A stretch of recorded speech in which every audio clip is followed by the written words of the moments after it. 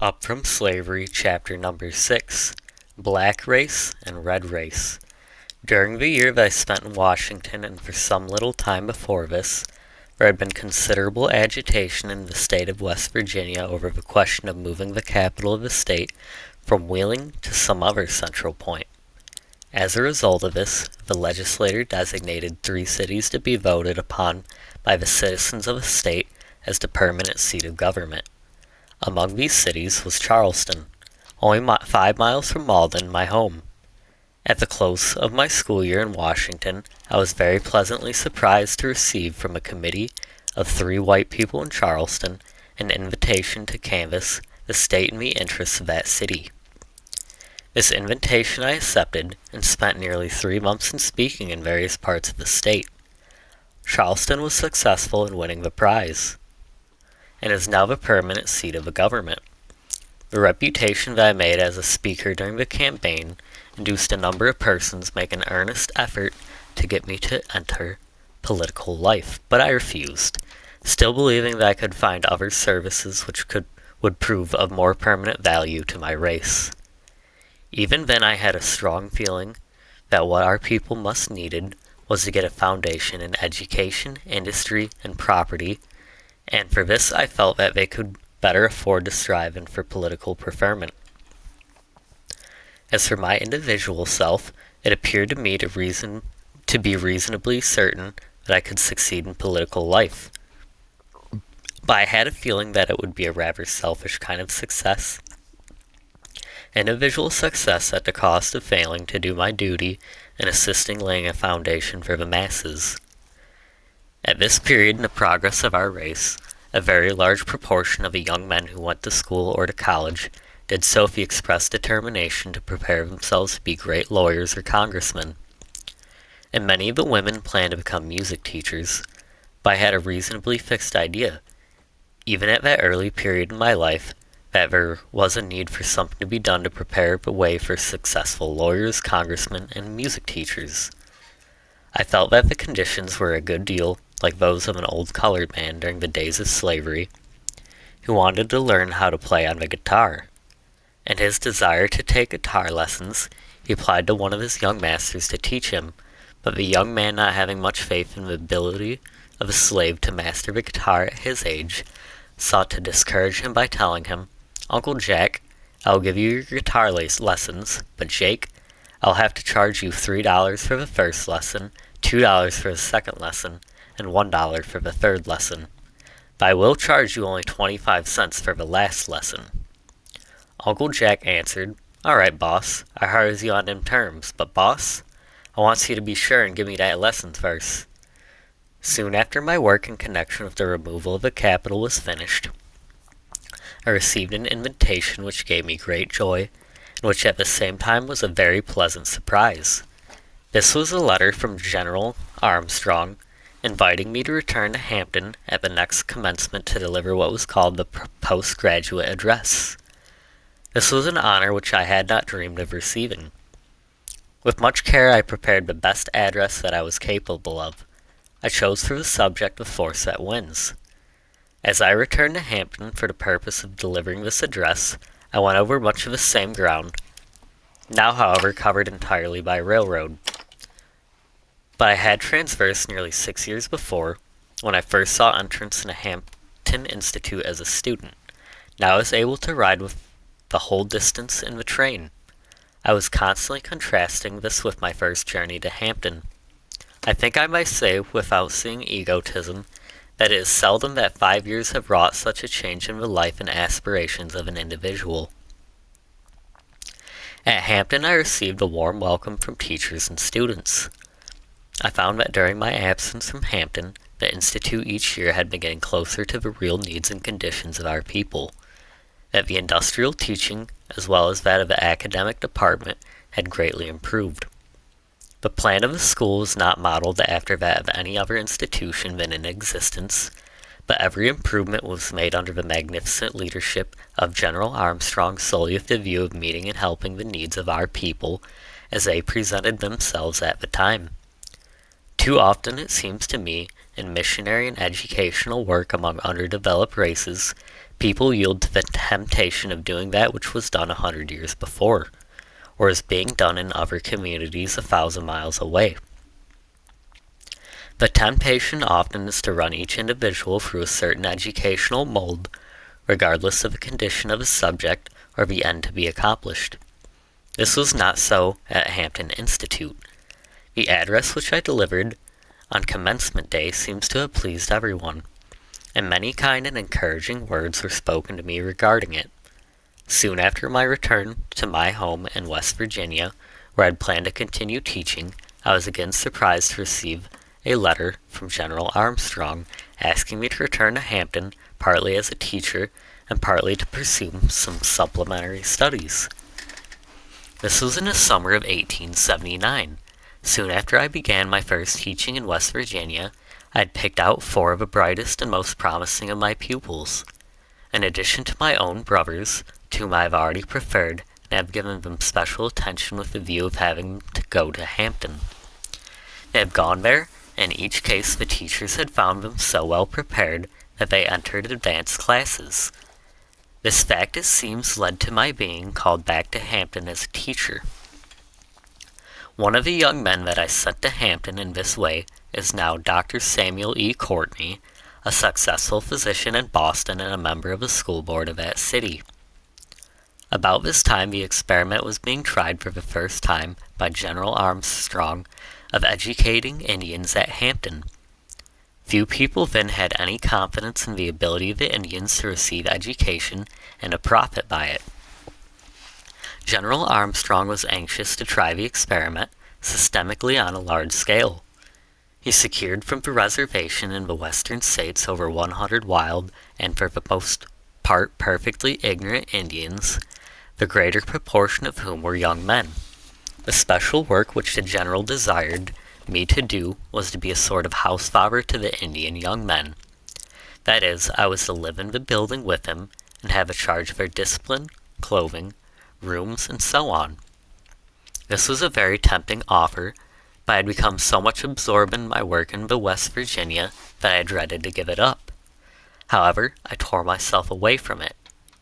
I did not know how to refuse to perform any service that General Armstrong desired of me. On going to Hampton, I took up my residence in a building with about 75 Indian youths. I was the only person in the building who was not a member of their race. At first, I had a good deal of doubt about my ability to succeed. I knew that the average Indian felt himself above the white man, and of course he had himself far above the Negro, largely on account of the fact of the Negro having submitted to slavery, a thing which the Indian would never do. The Indians in the Indian Territory owned a large number of slaves during the days of slavery. Aside from this, there was a general feeling that the attempt to educate and civilize the red men at Hampton would be a failure. All this made me proceed very cautiously, for I felt keenly the great responsibility. But I was determined to succeed. It was not long before I had the complete confidence of the Indians, and not only this, but I think I am safe in saying that I had their love and respect. I found that they were about like any other human beings, that they responded to kind treatment and resented ill treatment. They were continually planning to do something that would add to my happiness and comfort. The things that they disliked most, I think, were to have their long hair cut, to give up wearing their blankets, and to cease smoking. But no American ever thinks that any other race is wholly civilized until he wears the white man's clothes, eats the white man's food, speaks the white man's language, and professes the white man's religion. The difficulty of learning the English language was subtracted.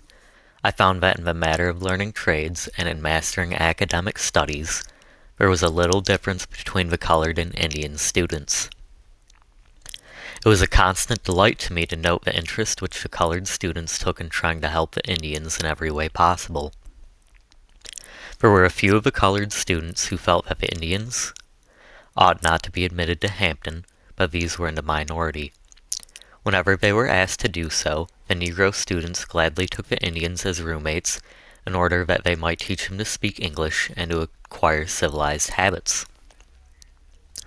I have often wondered if there was a white institution in this country whose students would have welcomed the incoming of more than 100 companions of another race in the cordial way that these black students at Hampton welcomed the red ones. How often I have wanted to say to white students that they lift themselves up in proportion as they help to lift others, and the more unfortunate the race, and the lower in the scale of civilization, the more does one race one's self by giving the assistance. This reminds me of a conversion which I once had with the Hon, Honorable Frederick Douglass. At one time, Mr. Douglass was traveling in the state of Pennsylvania, and was forced to account of his color to ride in the baggage car, in spite of the fact that he had paid the same price for his passage that the other passengers had paid.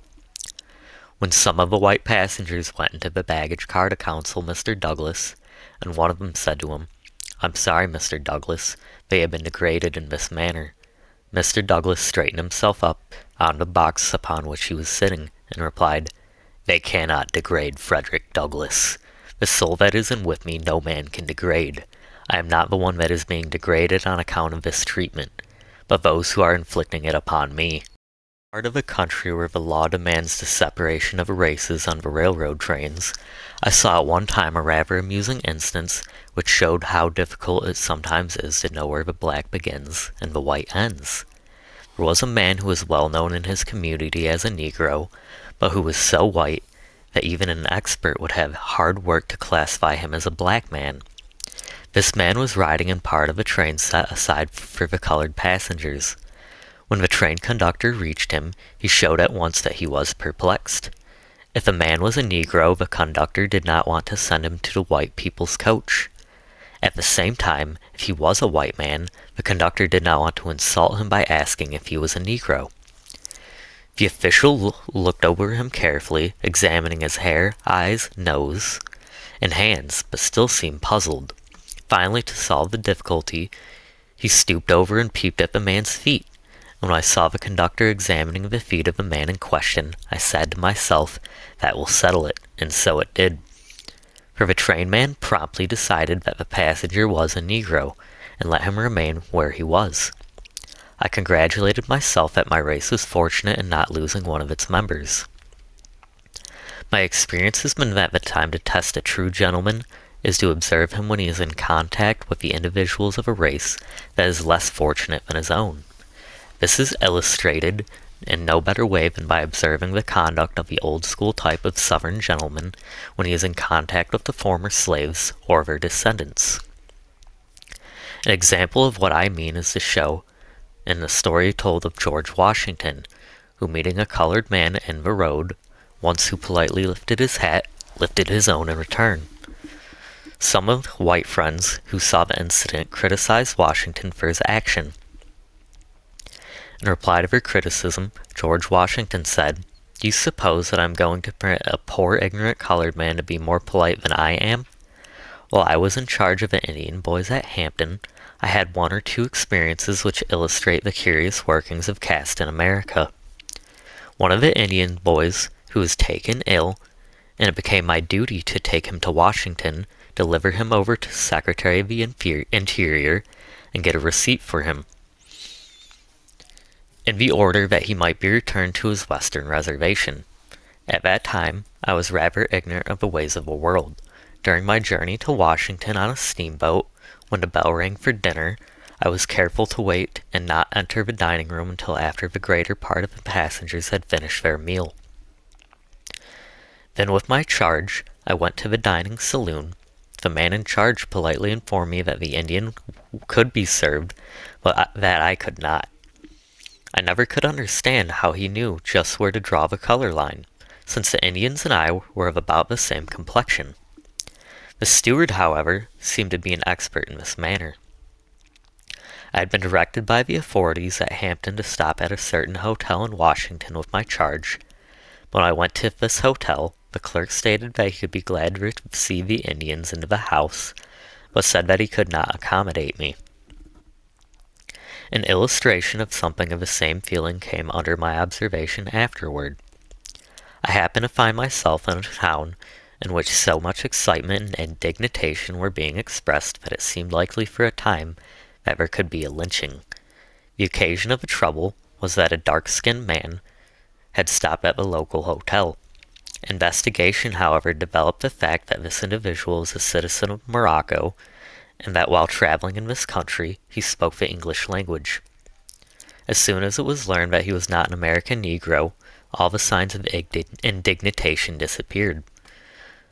The man who was the innocent cause of the excitement, though found it prudent after that not to speak English. At the end of my first year with the Indians, there came another opening for me at Hampton, which as I look back over my life now, seemed to have come providently to help to prepare me for my work at Tuskegee later. General Armstrong had focused out that there was quite a number of young colored men and women who were intensely in earnest in wishing to get an education, but who were prevented from entering Hampton Institute because they were too poor to be able to pay any portion of the cost of their board or even to supply themselves with books. He conceived the idea of starting a night school in connection with the Institute, in which a limited number of the most promising of these young men and women would be received, on condition that they were to work for 10 hours during the day and attend school for 2 hours at night. They were to be paid something above the cost of their board for their work. The greater part of their earnings was to be reserved in the school's treasury as a fund to be drawn on to pay their board when they had become students in the day school. After they had spent 1 or 2 years in the night school, in this way they would obtain a start in their books and knowledge of some trade or industry, in addition to the other far-reaching benefits of the institution. General Armstrong asked me to take charge of a night school, and I did so. At the beginning of the school were about 12 strong, earnest men and women who entered the class.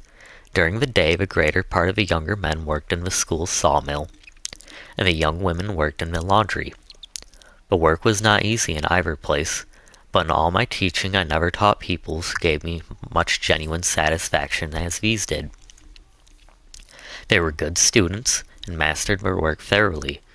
They were so much in earnest that only the ringing of the retiring bell would make them stop studying, and often they would urge me to continue the lesson after the usual hour for going to bed had come. These students showed so much earnestness, both in their hard work during the day as well as in their application of their studies at night, that I gave them the name of the Plucky Class, a name which soon grew popular and spread throughout the institution. After a student had been in the night school long enough to prove that what was in him, I gave him a printed certificate which read something like this. This is to certify that James Smith is a member of the Plucky Class of the Hampton Institute and is in good and regular standing. The students prized these certificates highly, and they added greatly to the popularity of the night school. Within a few weeks, this department had grown to such an extent that there were about 25 students in attendance. I have followed the course of many of these 25 men and women ever since then. They are now holding important and useful positions in nearly every part of the South. The night school at Hampton, which started with only 12 students, now numbers between 300 and 400, and is one of the permanent and most important features of the institution.